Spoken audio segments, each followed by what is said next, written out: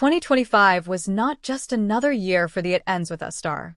It was a season of courtroom drama, countersuits, eyebrow-raising filings, public statements, and headlines that made even the most tuned-in gossip reader blink twice.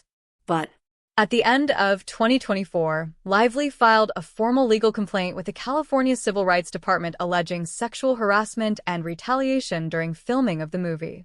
By early 2025, that complaint became a federal lawsuit, a full-blown legal action that thrust Lively and Baldoni into an adversarial spotlight that no PR team loves.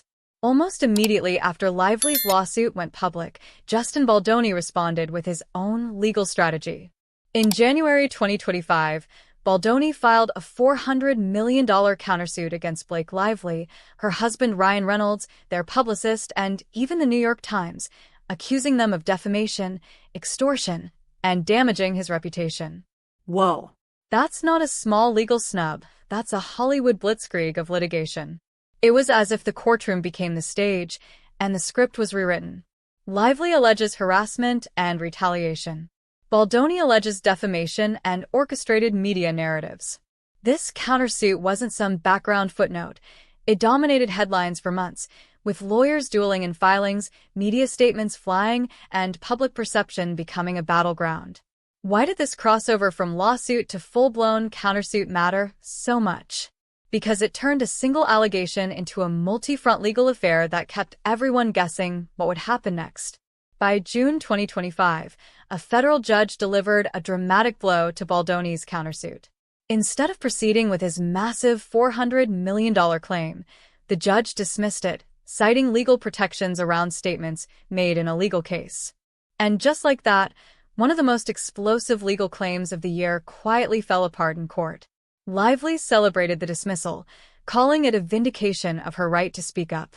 Baldoni's side, however, maintained that the initial claims and the public narrative around them were still controversial.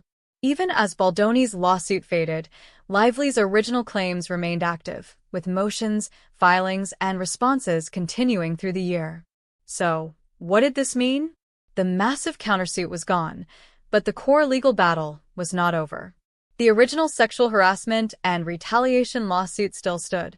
Multiple legal filings and rulings throughout 2025 kept the tension high. As if the main legal war between Lively and Baldoni wasn't enough, 2025 also saw additional lawsuits spin off from the core dispute.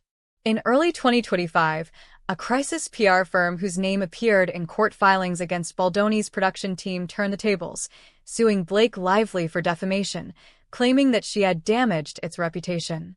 Suddenly, the legal terrain wasn't just about harassment or countersuits.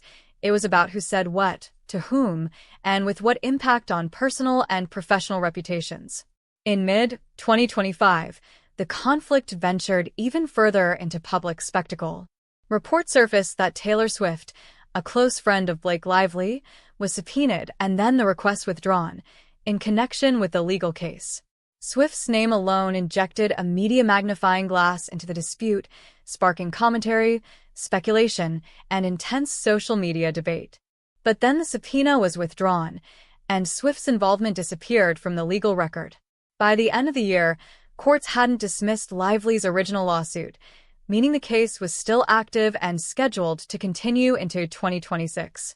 According to public reporting, the remaining claims were still alive, heading toward trial proceedings scheduled for early the following year. Meanwhile, Lively was reportedly seeking more than $161 million in damages related to alleged reputational and income losses. What started as a single complaint transitioned into a complicated legal tapestry. As 2025 came to a close, the Blake Lively legal saga had become one of the most talked about entertainment stories of the year, not for a role in a movie, but for the real-life drama playing out in court. And while one chapter ended with a dismissal, the bigger narrative, the original lawsuit, was poised to continue into 2026. Do you think Blake Lively will prevail in her lawsuit? Was the countersuit dismissal a turning point, or just an early intermission? Which part of this legal saga surprised you the most? Drop a comment, share this article, and let's spark a conversation about one of the biggest entertainment legal stories of 2025.